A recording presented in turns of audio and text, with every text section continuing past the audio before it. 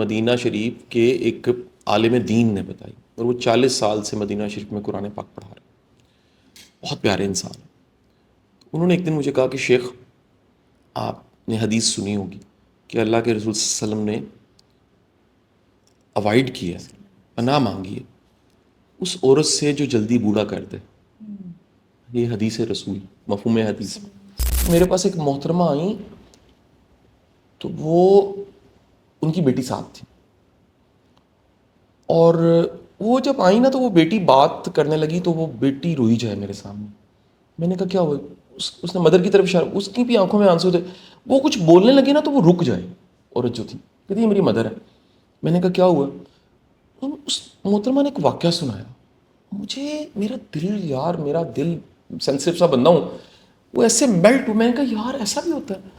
اور اس دن مجھے سمجھ آئی یہ ایموشنل انٹیمیسی کیا ہوتی ہے۔ انہوں نے بتایا کہ پرسوں رات میں کہتے میرے جو باقی بہن بھائی ہیں وہ پاکستان سے باہر سیٹل ہو گئے ہیں، اور میں obvious اپنے گھر رہتی ہوں، اور یہ میری ماں اور باپ لاہور میں ایک ٹاؤن میں رہتے ہیں، جوہر ٹاؤن میں رہتے ہیں، اور ان کا obvious جیسا ریلیشن ہے، ہیلدی ریلیشن نہیں ہوگا۔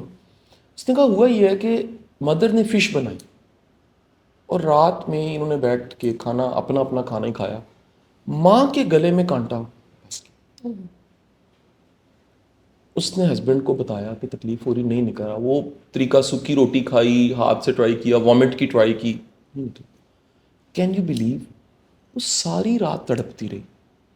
اس بندہ وہ لیٹ کے خراٹے چھوڑتا رہا۔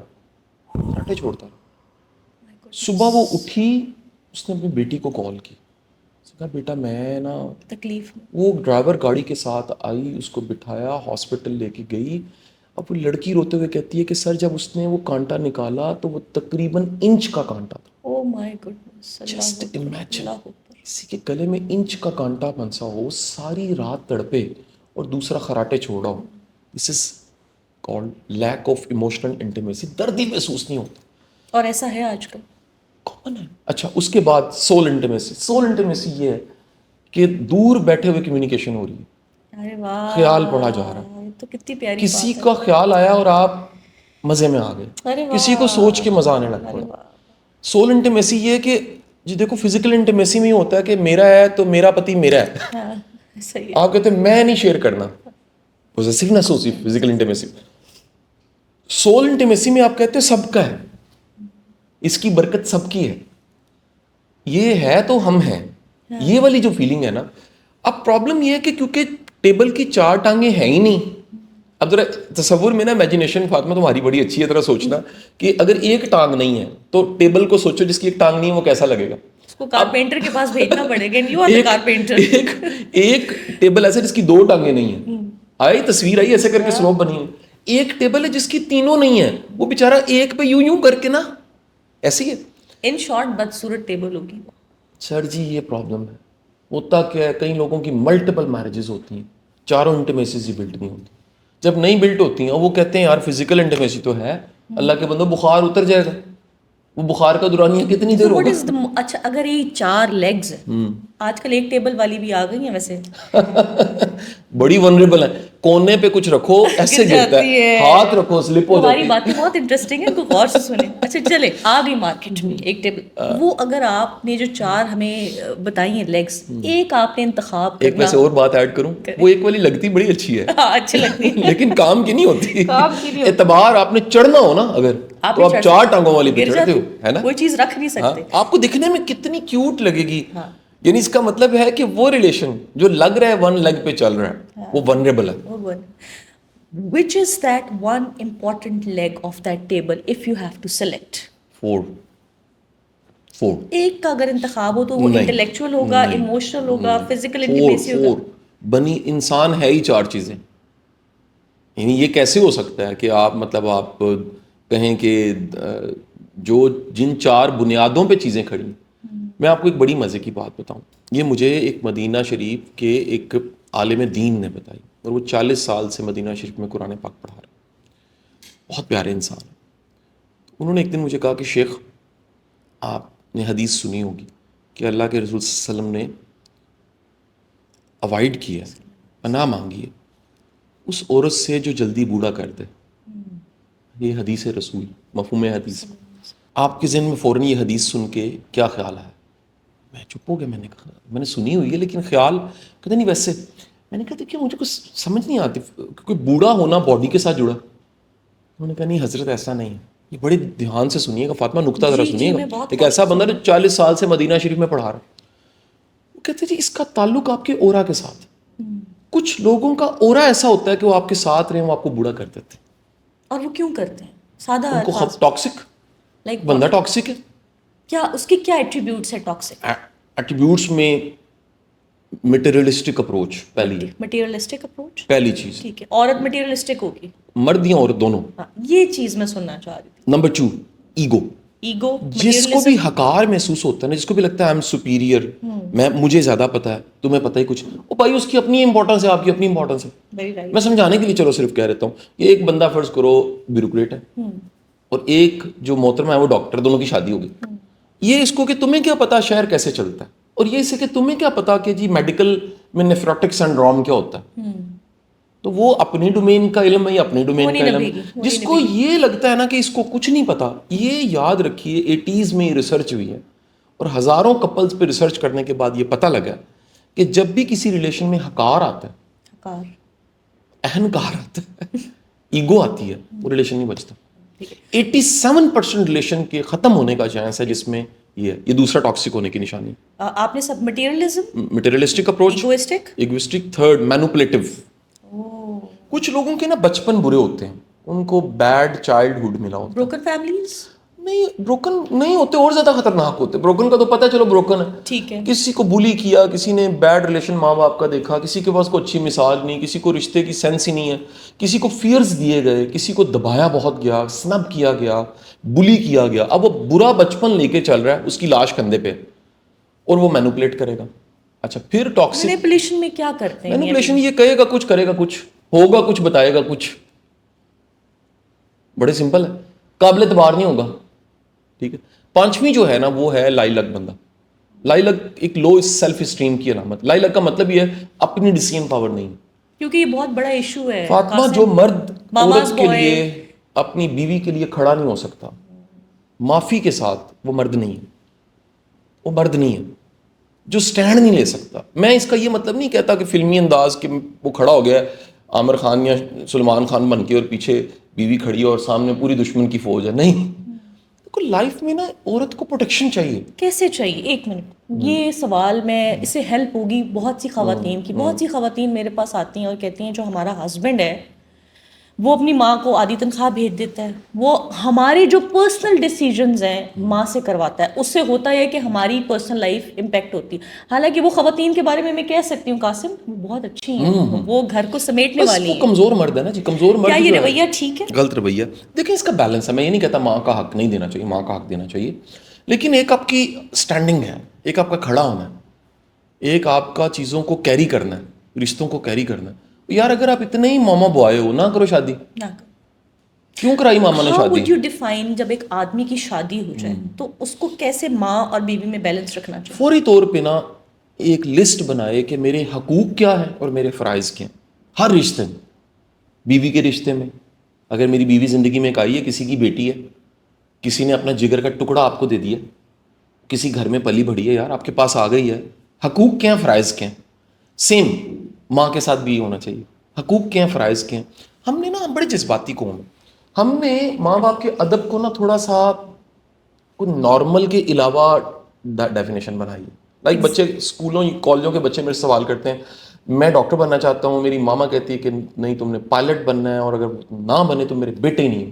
یہ کیا بات ہوئی؟ ایسے کہتے ہیں. ڈائلاگ کرنا چاہیے, بات چیت کرنی چاہیے یار. زندگی کے فیصلوں کو عقل سے پرکھ کے ڈسکس کر کے.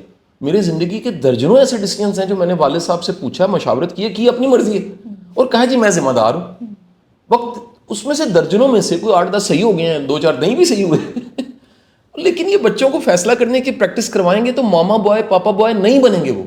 جب آپ ہر فیصلے میں کہیں گے نہیں جی میری چلنی ہے, یار کبھی آپ نے نہیں ہونا دنیا میں, کبھی آپ نے قبروں میں چلے جانا, ان بچوں نے رلنا ہے, ان کے بچوں نے رلنا ہے, ان کی بیویوں نے رلنا ہے. تو مہربانی فرمائیں ان کو فیصلہ کرنے دیں. تو یہ 5واں جو میں نے بتایا ٹاکسک ریلیشن, یہ ٹاکسک پرسن کی نشانی. پھر نہ کچھ لوگ ہوتے نیگیٹو ہیں, وہ ہر چیز کا منفی پہلو بتائیں گے. ایسے لوگوں کو کیسے ڈیل کریں, میرا کوشچن تھا. نارسسسٹ ایک ٹرم بہت یوز ہو رہی ہے آج کامن کل. ہے. نارسسسٹ کون ہے؟ Once and for all please ہمیں بتا دیں, بیکاز ہر بندے کی اپنی ڈیفینیشن ہے. اور اگر آپ کی زندگی میں دیکھیں, آپ کو نہیں پتا ہوتا, once you live under one roof, تب پتہ لگتا ہے ہو از ہو. نہیں پتا, نارسس کا پہلے پتہ لگ جاتا ہے. پتہ لگ جاتا ہے. ہمیں ڈیفائن کر دیں, اور اگر ہے آپ کی نارسسس میں زندگی میں تو ہاؤ ٹو ڈیل ہم. دیکھو نارسس پہلی بات کہے گا کہ میں ٹھیک ہوں. میں ٹھیک. دوسری بات وہ آپ کو بلڈوز کر دے گا, آپ کی رائے کو, آپ کی چیزوں کو. تیسرا وہ ہر جگہ کا مقابلہ لگائے گا. وہ ہر چیز میں کہے گا ساڈا ماموں بڑا ہے, یعنی ہماری گڈی بڑی ہے, ہمارا ماموں بڑا ہے ہماری. وہ ہر چیز میں نا, آپ اس کے ڈائلاگس دیکھیں گے نا, تو وہ ہر چیز کو کاؤنٹر کر رہا ہوگا. اچھا, پھر اس کو وہم ہوتا ہے کہ میں بہت ضروری ہوں, میرے بغیر فنکشن کیسے کر لیا, مجھے بلائے بغیر یہ ہو کیسے گیا, میرے سے پوچھے بغیر کیسے کر لیا. آپ کسی کو ملواؤ گے, آپ فرض کرو کہ آپ نے ملوایا قاسم علی شاہ صاحب کو اس بندے سے ایکس وائی زی سے, اور وہ بعد میں خود ملنے لگ پڑے. نارسسٹ کہے گا تسی مینوں بائی پاس کر دیتا.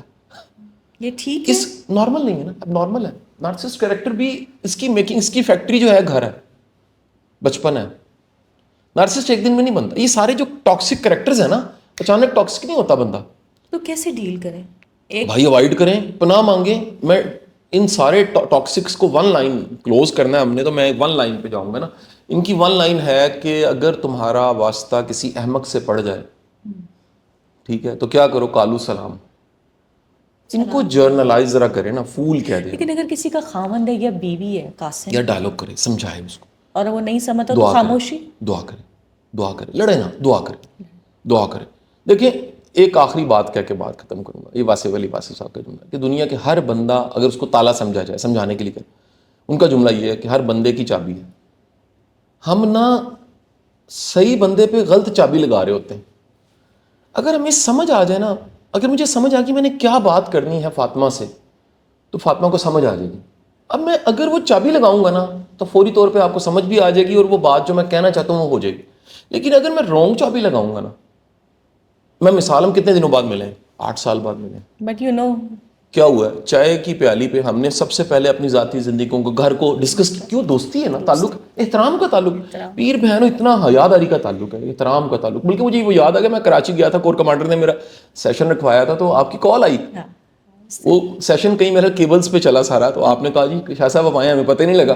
8 سال بعد ہم مل رہے ہیں, اور 8 سال بعد مل کے مجھے لگ ہی نہیں رہا کہ میں 8 سال بعد ہم اپنی زندگی کو soul connection and intellectual purity, لالچ نہیں ہے, دغا نہیں ہے, دغا نہیں ہے, ٹرک نہیں ہے, سچ ہے, جو ہے وہ ہے.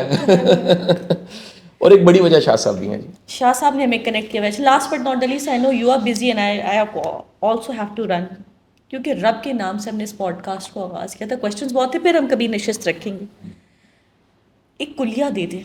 آپ بہت صوفیوں کے ساتھ بیٹھتے ہیں, اور مجھے پتہ ہے قاسم نا, کچھ لوگ نظر نہیں آتے بٹ اندر سے وہ پہنچے ہوتے ہیں.